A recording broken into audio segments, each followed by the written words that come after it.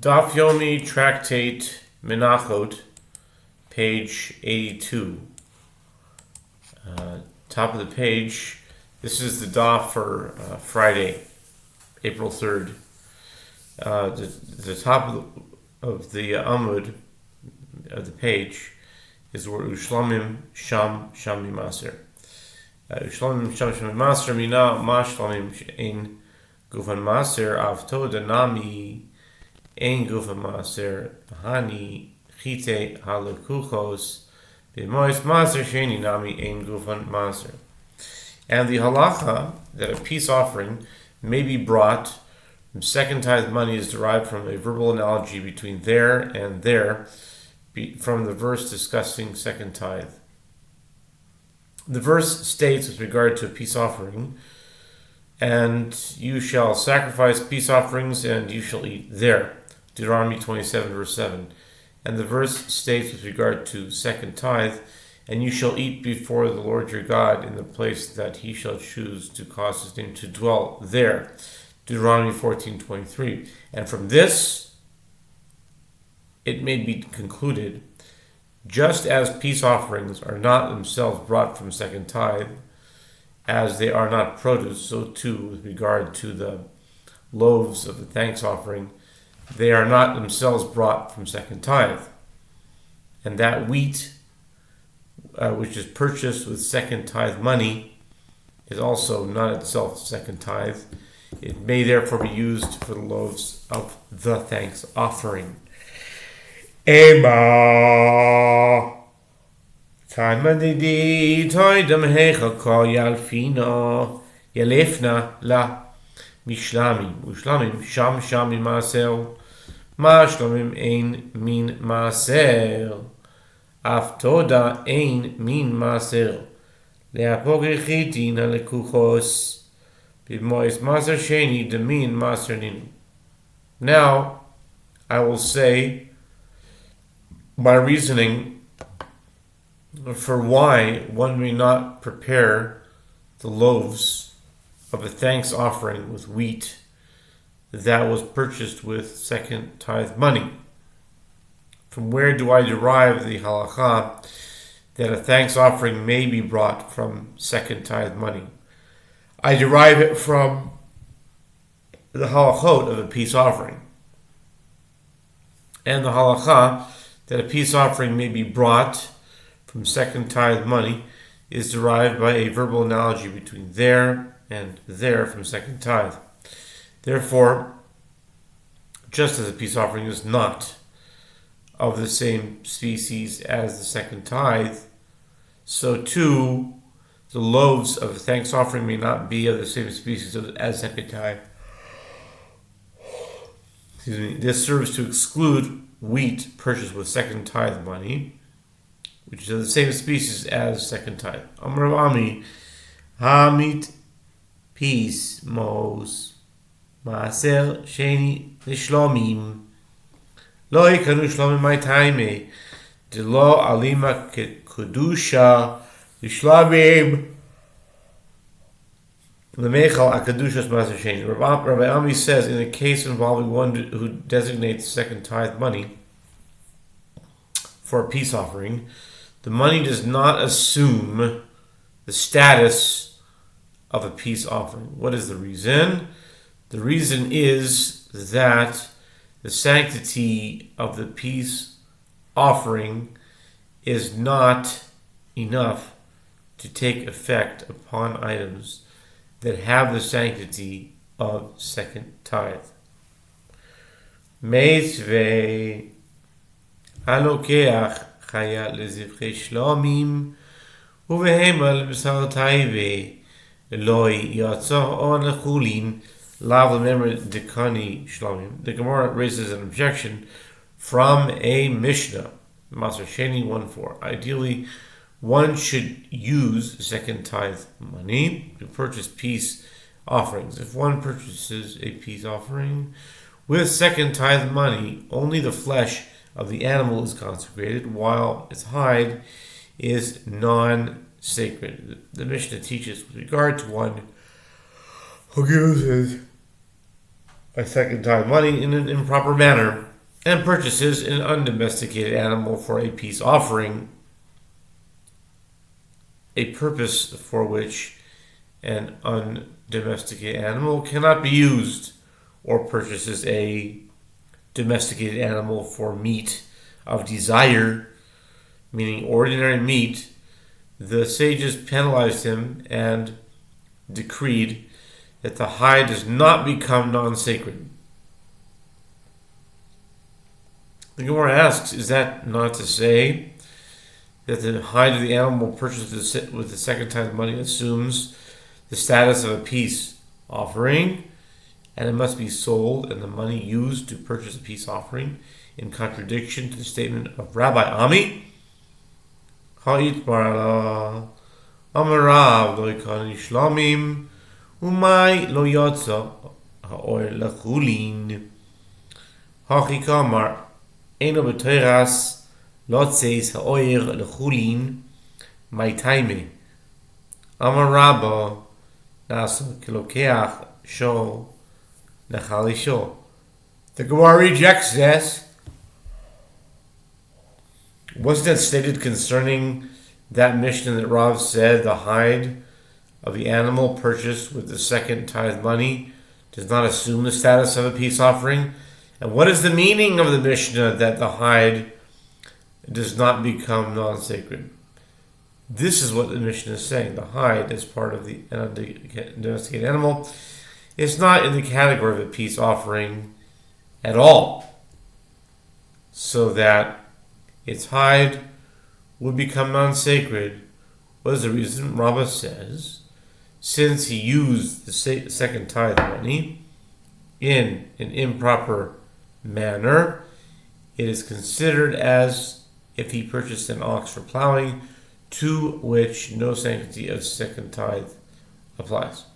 Itmar amit peace, bois meiser shen l'shlomim, Rabbi Yochanan kani, it was stated that there is an Amoraic dispute with regard to one who designates second tithe money for a peace offering. Rabbi Yochanan says the money assumes the status of a peace offering. Rabbi Elazar says the money does not assume the status of a peace offering. Ve'aliba de Rabbi Yehuda Deomar Maaser Mamon Hedyot who Dechuli Alma lo pligi Dikani ki pligi aliba de Rabbi Meir Deomar Maaser Mamon Gavoa hu Man Deomar lo Kani Rabbi Meir Uman Deomar Kani Keva de Maaser Kriv Shlamim lo mitpast le nami tafiz. The Gemara elaborates that according to the opinion of Rabbi Yehuda, who said second tithe is a non-sacred property, everyone agrees that the money assumes the status of a peace offering. When they disagree, it is according to the opinion of Rabbi Meir, who said second tithe is property belonging to the Most High. The one who says that the money does not assume the status of a peace offering holds in accordance to the opinion of Rabbi Meir, and one may not designate property of the Most High for another purpose.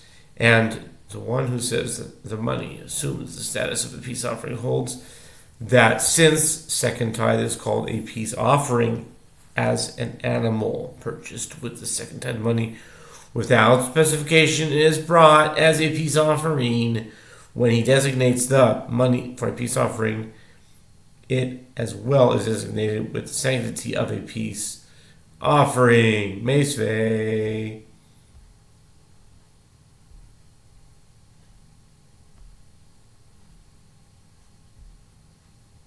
Meisvei applies. Most master shin shlamim kishu poida moisev alei and shtei shin. The Gemara raises an objection to the statements of Rabbi Elazar for a bright in the case involving one who designates second tithe money for a peace offering. The sanctity of a peace offering is applied to this money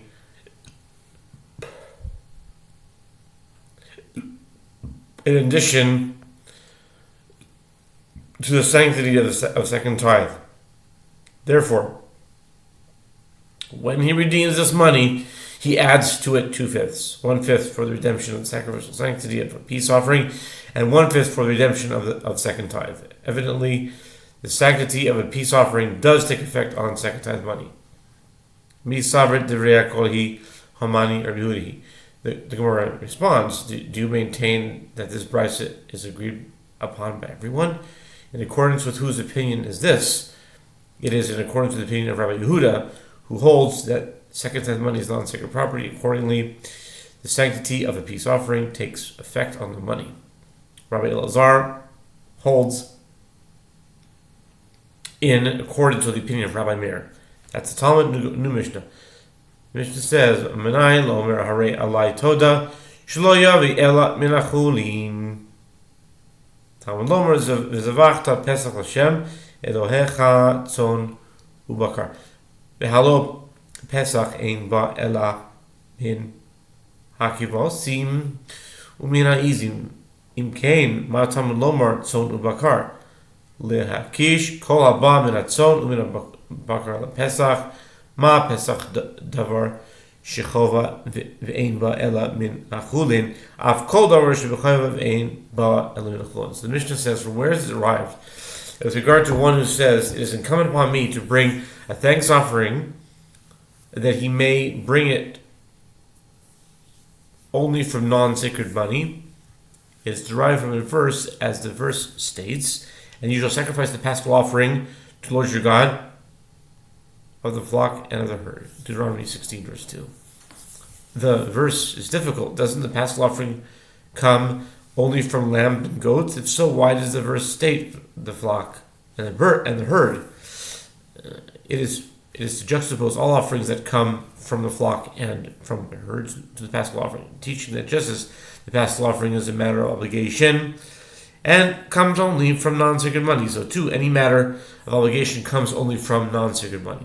Lefikach omer harei alai toida harei alai shlomim hoyo ubain chayva lo yavoyu ela menachulin unisachim v'chol makom lo yavoyu ela menachulin. Therefore, in the case of one who says, it is incumbent upon me to bring a thanks offering, or it is incumbent upon me to bring a peace offering, since these offerings come as an obligation due to his vow, they may be brought only from non-sacred money, and in libations, in any case, they may be brought only from non-sacred money, and not from the second tithe money, because second tithe money must be used to purchase items eaten by people, while libations are poured out next to the altar. So that's the mission now for the Talmud. The Talmud says, Pesach, Gufim al Netanya, Eliezer Omer, Nemar Pesach, B'Mitzrayim, Nemar Pesach, B'Ledoyres, Ma Pesach Amor B'Mitzrayim, Loiba Ele B'Nachulin, Af Pesach Amor Ledoyres, Loba Ele B'Nachulin. The Mishnah says, the Gemara says, the Mishnah teaches that the halacha that any matter of obligation must be brought from non-sacred property derived from the halacha of the paschal offering.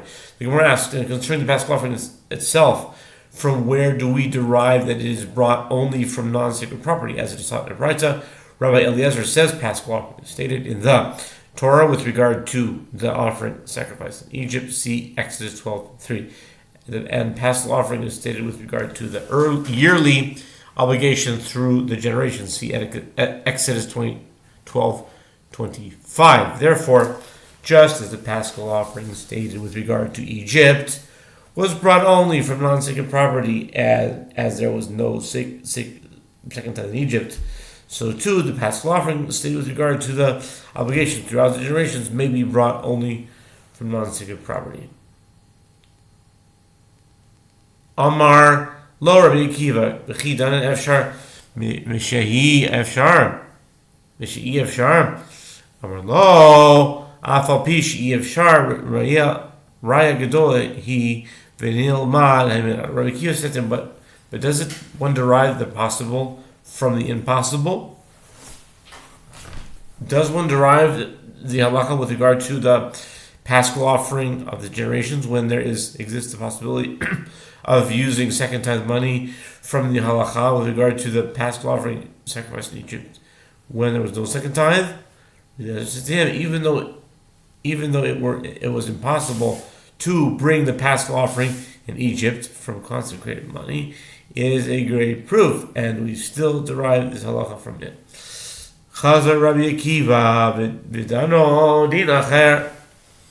Mal Pesach, one time she came into a matan dam by Pesach. So, right. Rabbi Akiva presented a different logical explanation to reject the proof of Rabbi Eliezer.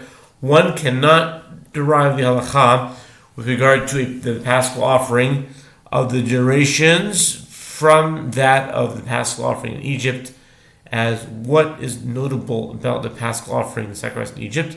It is notable in that it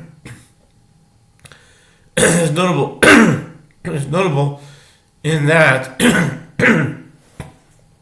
excuse me. It is notable in that it did not require the placement of blood on the altar, nor that the sacrificial portions be consumed by the altar. Stop here. Pick it up on the next daf. March to the end of the Amud.